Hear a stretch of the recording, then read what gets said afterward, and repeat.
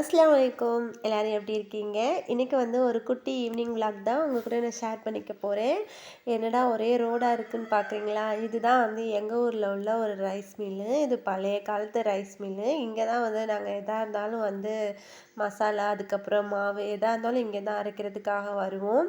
இது வந்து நாங்க சின்ன வயசுல இருந்தே பார்த்தீங்கன்னா, இப்படியே தான் இருக்கு. இன்னும் அது அப்படியே தான் இருக்கு. பழைய காலத்து பில்டிங்னாலே அப்படிதான். பார்க்குறதுக்கு வந்து நல்லாயிருக்கும். இந்த சைடு ஃபுல்லாவே வந்து பார்த்தீங்கன்னா, இந்த மாதிரி தான் இருக்கும். கொஞ்சம் பராமரிப்பு இல்லாம அப்படி இருக்கு.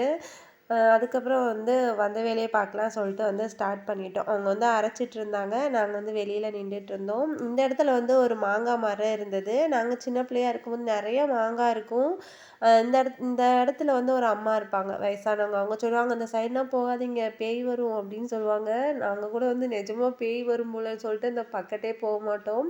கொஞ்சம் வளரும்போது தான் தெரிஞ்சது, இந்த மாங்காய்லாம் நாங்க பறிச்சுருவோம் சொல்லிட்டு அவங்க அப்படி சொல்லியிருப்பாங்க போல. அதையுமே வந்து நாங்க நம்பிட்டு அந்த பக்கத்து கூட திரும்பி பார்க்க மாட்டோம்.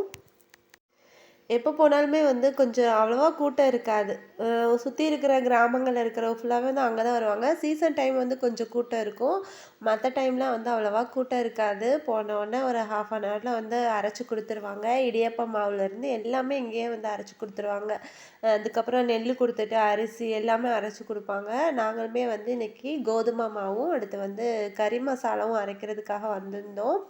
எனக்கு வந்து கோதுமை மாவு அரைக்க வந்திருந்தேன். பக்கத்து வீட்டு அக்கா வந்து கறி மசாலா அரைக்கிறதுக்காக வந்திருந்தாங்க.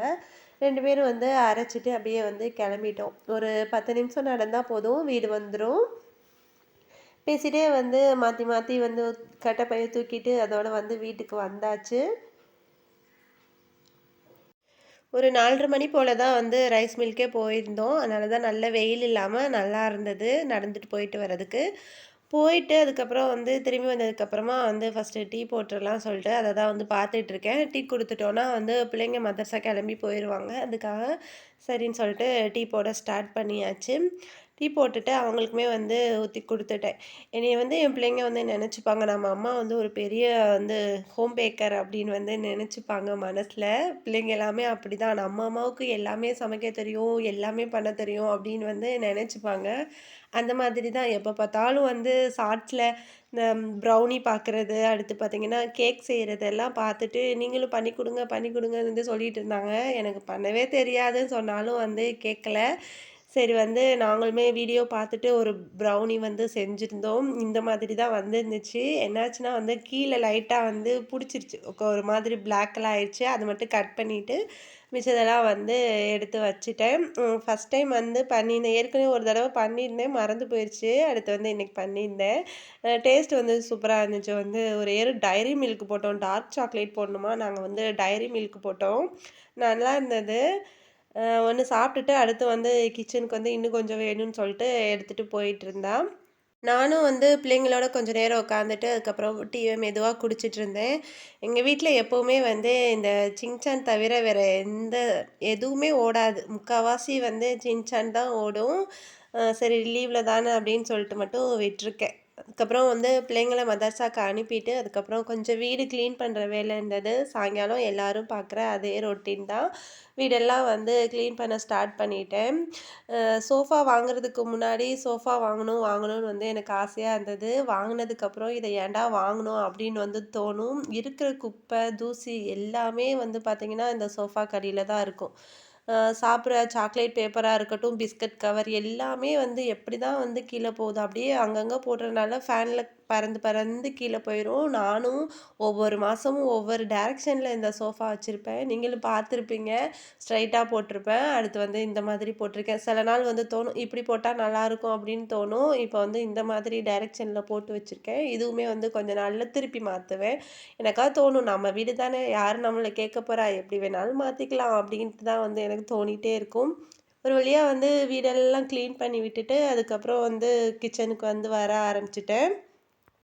நமக்கு எவ்வளோ வேலை இருந்தாலும் வீடெல்லாம் கிளீனா இருந்தா தான் சமைக்கிறதுக்கே தோன்ற மாதிரி இருக்கும். அப்படிதான் இருந்தது. சரி இன்னைக்கு நேரத்தோடயே வந்து சாப்பாட்டு வேலைய முடிச்சிடலாம். நைட்டுக்கு வந்து ஆட்டிட்டு வந்த மாவுல சப்பாத்தி பண்ணலாம் அப்படின்ட்டு தான் வந்து எடுத்து வச்சிருக்கேன். சப்பாத்தி பண்ணிட்டு, அடுத்து வந்து எம்டி சால்னா வைக்கலாம் அப்படின்னு வந்து நெனச்சிருந்தேன். எம்டி சால்னா நான் உங்க கூட வந்து ஷேர் பண்ணிக்கிறேன். ஃபர்ஸ்ட்டு வந்து மாவ மொத்தமா வந்து சலிச்சு எடுத்து வைக்கிறதுக்கு இப்ப டைம் இல்ல.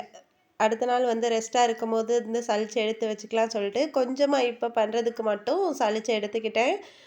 சலிச்சு பார்த்தேன் நல்லா அரைச்சு குடுத்துருப்பாங்களான்னு. இன்னொரு அண்ணா இருப்பாங்க. சலிச்சோன்னா அப்படின்னா கொஞ்சம் கூட அந்த மேலே வரும்ல சக்கை அது அவ்வளவா வராது. இந்த பையன் வந்து புதுசா இருந்தான். கொஞ்சம் நெறைய வந்து சக்கை வர மாதிரி எனக்கு ஃபீல் ஆகுச்சு. ஒருவேளை நான் நல்லா காய வைக்காம எடுத்துட்டு போயிட்டேனா என்னன்னு தெர்ல. இந்த கோதுமை மாவுல நான் வந்து சோளம், அடுத்து வந்து சோயா, அடுத்து வந்து கொண்டைக்கல்ல 3மே சேர்த்து போட்டிருந்தேன். கோதுமை 5 கிலோ வந்து போட்டிருந்தேன். போட்டுட்டு தான் வந்து ஆட்டி எடுத்துட்டு வந்திருந்தேன். இந்த கோதுமை மாவு இப்படி அரைக்கும்போது நல்லா டேஸ்ட்டா இருக்கும். இந்த சப்பாத்தி நல்ல டேஸ்டியா இருக்கும். நல்லா சாஃப்ட்டா இருக்கும். கண்டிப்பா இந்த மாதிரி நெறைய பேர் இந்த மாதிரி தான் பண்ணுவீங்க. தெரியாதவங்களுக்காக நான் வந்து ஷேர் பண்ணிக்கிறேன். லைட்டா வந்து தண்ணிய சூடு பண்ணிட்டு, அதுக்கு வந்து மாவு பெசைய ஸ்டார்ட் பண்ணிட்டேன். எனக்கு வந்து நான் சொல்லியிருப்பேன். எனக்கு சப்பாத்தி போடுறதுக்கு இன்ட்ரெஸ்ட்டே வராதுன்னு. அதனால தான் வந்து கொஞ்சமா எங்களுக்கு வந்து ஆளுக்கு ஒரு மொத்தமா 10 சப்பாத்தி இருந்தாலே எங்களுக்கு போதும். கொஞ்சமா மாவு எடுத்து வந்து பெசைய ஸ்டார்ட் பண்ணிட்டேன். மாவு வந்து பெசஞ்சு கொஞ்சம் நேரமா வந்து ஊற வச்சுட்டு, அடுத்து வந்து சால்னா பண்ணலான்ட்டு அதுக்குள்ள வேலைய தான் வந்து ஸ்டார்ட் பண்ணிட்டேன். நான் சால்னா வந்து எப்படி பண்ணுறதுன்னு உங்க கூட நான் ஷேர் பண்ணிக்கிறேன். இந்த மாதிரி பண்ணுங்க. ரொம்ப டேஸ்ட்டா இருக்கும். நெலக்கடலை வறுத்த நெலக்கடலை இருந்துச்சுன்னா, நம்ம அப்படியே போட்டுக்கலாம். என்கிட்ட வந்து பச்சை நெலக்கடலை தான் இருக்கு. அதனால நான் லைட்டா வந்து வெறும் சட்டியில வறுத்து எடுத்துக்கிறேன். ஒரு மிக்ஸி ஜார்ல பார்த்தீங்கன்னா, நான் ஒரு சில அளவுக்கு தேங்காய் சேர்த்துக்கிறேன். நீங்க நெறைய குவான்டிட்டில பண்றீங்கன்னா, 1/2 மூடி அளவுக்கு தேங்காய் சேர்த்துக்கோங்க. அதுக்கப்புறம் ஒரு 5 முந்திரி அளவுக்கு எடுத்துக்கிறேன். 1 ஸ்பூன் அளவுக்கு பொட்டுக்கடலை, 1 ஸ்பூன் அளவுக்கு பார்த்தீங்கன்னா, நெடக்கடலை. ஒரு 1 1/2 ஸ்பூன் அளவுக்கு நெடக்கடலை இருக்கும். ஒரு 1/2 டீஸ்பூன் அளவுக்கு வந்து சோம்பு சேர்த்துக்கிறேன். ஒரு சின்ன துண்டு பட்டை, ஒரு 3 கிராம்பு வந்து சேர்த்துக்கிறேன். கிராம்பு சேர்த்து முடிச்சதுக்கப்புறமா 2 ஏலக்காய் மட்டும் சேர்த்துக்கிறேன். அவ்வளோதான் சேர்த்ததுக்கு அப்புறமா ஒரு கைப்பிடி அளவுக்கு கொத்தமல்லி புதினா வந்து சேர்த்துக்கணும். ஃப்ளேவருக்காக நல்லா டேஸ்ட்டாக இருக்கும். சேர்த்துட்டு நல்லா நைஸா அரைச்சு எடுத்துட்டு வந்துடலாம். இந்த சால்னா நம்ம பரோட்டா கூடவும், சப்பாத்தி கூட, இட்லி கூடவும் நல்லா டேஸ்ட்டாக இருக்கும். கண்டிப்பா வந்து ட்ரை பண்ணி பாருங்க. இதே மெத்தட்ல ட்ரை பண்ணி பாருங்க. அப்புறம் நீங்க வந்து உருளைக்கிழங்கு குருமா பண்ணவே மாட்டீங்க. அந்த அளவுக்கு நல்லா டேஸ்ட்டாக இருக்கும். பாருங்க இந்த மாதிரி நல்லா நைஸா அரைச்சு எடுத்துட்டு வந்துட்டேன். இப்போ வந்து நம்ம தாளிச்சு விட்டுறலாம். கொஞ்சமா வந்து எண்ணெய் சேர்த்துக்கோங்க. எண்ணெய் சேர்த்துட்டு அதே மாதிரி பட்டை, ஏலக்காய், கிராம்பு வந்து ஒரு 2 வந்து சேர்த்துக்கோங்க. நான் ஒரே ஒரு ஏலக்காய் மட்டும் சேர்த்துக்கிறேன். நான் ஏற்கனவே வந்து சேர்த்துட்டனால. ஏன்னா ரொம்ப குவான்டிட்டியில பண்ணா நம்ம கொஞ்சம் கூட சேர்த்துக்கலாம். அதுக்கப்புறம் ஒரு கொத்து கறிவேப்பில, ஒரே ஒரு பல்லாரி வெங்காயத்த சின்ன சின்னதா வந்து ஸ்லைஸ் பண்ணிட்டு, அதையுமே வந்து சேர்த்துக்கிட்டேன். சேர்த்து இத நல்லா வதக்கி விட்டுக்கலாம். ரொம்ப ஓவரா வந்து கருகணும் அப்டின்னா வந்து தேவையில்ல. இது கூட ஒரே ஒரு ரம்பல்ல வந்து சேர்த்துக்கிறேன். ஃப்ளேவருக்காக சேர்த்தா நல்லாருக்கும். இந்த அளவுக்கு வெங்காயம் வதங்குனதுக்கு அப்புறமா ஒரு 3/4 டீஸ்பூன் அளவுக்கு இஞ்சி பூண்டு பேஸ்ட் வந்து சேர்த்துட்டு, அதோட பச்சை வாசம் எல்லாம் போனதுக்கு அப்புறமா நம்ம வந்து தக்காளி சேர்த்துக்கலாம். நான் 2 பழுத்த தக்காளிய கட் பண்ணி வச்சிருக்கேன். அதையுமே வந்து சேர்த்துக்கிட்டேன். சேர்த்துட்டு ஒரு 3 பச்சை மிளகா கட் பண்ணி வச்சிருக்கேன். உங்க காரத்துக்கு ஏத்த மாதிரி நீங்க பச்சை மிளகா கூட்டவோ, குறைக்கவோ செஞ்சுக்கலாம். இது வந்து ஒரு மூடி போட்டு வச்சிட்டோம்னா, நல்லா குழஞ்சு வெந்து வந்துரும்.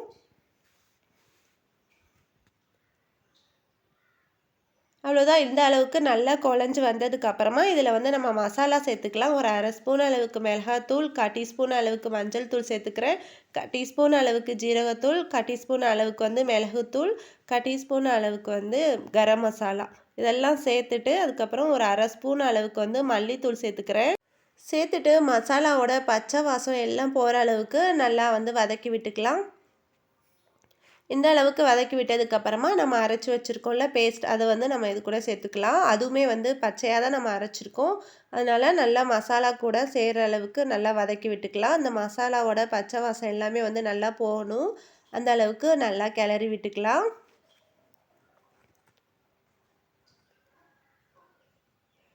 இந்த அளவுக்கு நல்லா கிளறி விட்டதுக்கு அப்புறமா இதில் வந்து ஒரு 3/4 டீஸ்பூன் அளவுக்கு சிக்கன் 65 மசாலா வந்து நான் சேர்த்துக்கிறேன். இந்த மாதிரி சேர்க்கும்போது நல்லா அந்த கறி ஃப்ளேவரில் அந்த சால்னா வந்து சூப்பராக இருக்கும். கண்டிப்பாக வந்து சேர்த்து பாருங்கள். சேர்த்துட்டு தேவையான அளவு தண்ணி சேர்த்துக்கோங்க.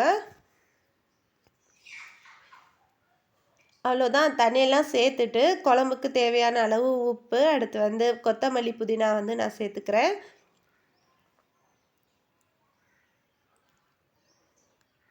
லைட்டாக கலந்து விட்டுட்டு அதுக்கப்புறம் வந்து சிம்மில் போட்டு கொஞ்சம் நேரம் எண்ணெய் பிரியிற அளவுக்கு நம்ம வந்து வேக விட்டுக்கலாம். இருக்கிற மசாலா பாக்ஸ் எல்லாமே வந்து ஓப்பன் பண்ணியாச்சு. எல்லாத்தையும் வந்து அதது இடத்துல எடுத்து வச்சுக்கலாம். சைட் பை சைடாக நான் சப்பாத்தியுமே தேய்ச்சி எடுத்து வச்சுட்டேன். குழம்பு வந்து கரெக்டாக இந்த அளவுக்கு வந்ததுக்கப்புறமா நம்ம வந்து அடுப்பை ஸ்விட்ச் ஆஃப் பண்ணிக்கலாம். சப்பாத்தியுமே வந்து போட்டாச்சு. போட்டுட்டு வந்து என் பொண்ணு தான் ஃபஸ்ட்டு வந்து கேட்டிருந்தா. அவளுக்கு வந்து எடுத்து கொடுத்தாச்சு. நல்லாயிருக்கும். ரொம்ப டேஸ்ட்டாக இருக்கும். இந்த மாதிரி பண்ணி பார்த்தீங்கன்னா, உங்களுக்கு வந்து உருளைக்கிழங்கு குருமாவே நீங்கள் மறந்துடுவீங்க. அந்த அளவுக்கு நல்லா டேஸ்ட்டாக இருக்கும். கட்டாயம் வந்து ட்ரை பண்ணி பாருங்கள். சாப்பாடுலாம் கொடுத்து முடிச்சதுக்கப்புறமா லைட்டாக வந்து கிச்சனை க்ளீன் பண்ணி விட்டுட்டோன்னா நமக்கு வந்து வேலை முடிஞ்சிரும்னு சொல்லிட்டு அதையுமே வந்து ஸ்டார்ட் பண்ணிட்டேன். கிச்சன் வேலை எல்லாத்தையுமே வந்து முடிச்சுட்டு அதுக்கப்புறம் வந்து மதியானம் ஸ்டிச் பண்ணது பாதியோடு இருந்தது. ஸ்லீவ் மட்டும் அட்டாச் பண்ணாமல் வச்சுருந்தேன் இந்த ட்ரெஸ்க்கு.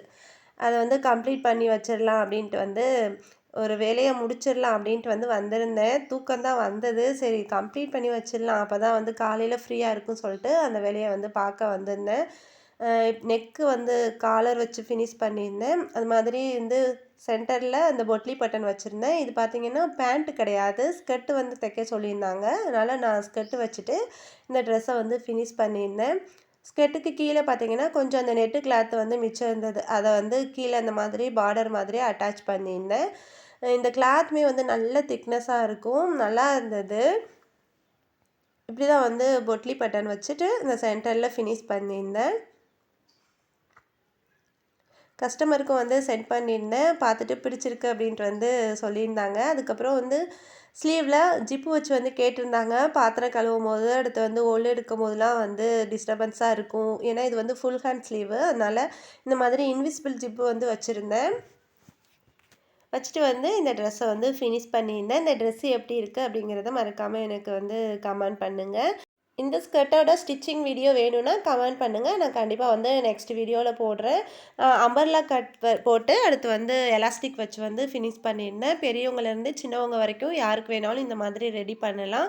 நம்ம வந்து நாட்டு வைக்கிறதுக்கு பதிலாக இந்த மாதிரி எலாஸ்டிக் வச்சு கொடுத்தோம் அப்படின்னா நமக்கு போடுறதுக்கு கம்ஃபர்டபுளாக இருக்கும். வீட்டில் இருக்கிறோம் அப்படின்னா பேண்ட் காட்டிலும் இந்த மாதிரி ஸ்கர்ட்டு வந்து நல்லா கம்ஃபர்டபுளாக இருக்கும். வேணும்னா சொல்லுங்கள். நான் வந்து ஸ்டிச்சிங் வீடியோ நெக்ஸ்ட் வீடியோவில் வந்து அப்லோட் பண்ணுறேன். வீடியோ உங்களுக்கு பிடிச்சிருக்கும் அப்படின்னு நம்புகிறேன். வீடியோ பிடிச்சிருந்துச்சுன்னா மறக்காமல் லைக் பண்ணுங்கள், கமெண்ட் பண்ணுங்கள். உங்கள் ஃப்ரெண்ட்ஸ் அண்ட் ஃபேமிலி கூட நிறைய ஷேர் பண்ணிக்கோங்க. ப்ளீஸ் மறக்காமல் நம்ம சேனலை சப்ஸ்கிரைப் பண்ணிக்கோங்க. நீங்கள் கொடுக்குற ஒவ்வொரு லைக்கும் இன்னும் நிறைய வீடியோ போடுறதுக்கு எனக்கு மோட்டிவேஷனாக இருக்கும். மறக்காமல் லைக்கும் பண்ணிடுங்க. தேங்க்ஸ் ஃபார் வாட்சிங்.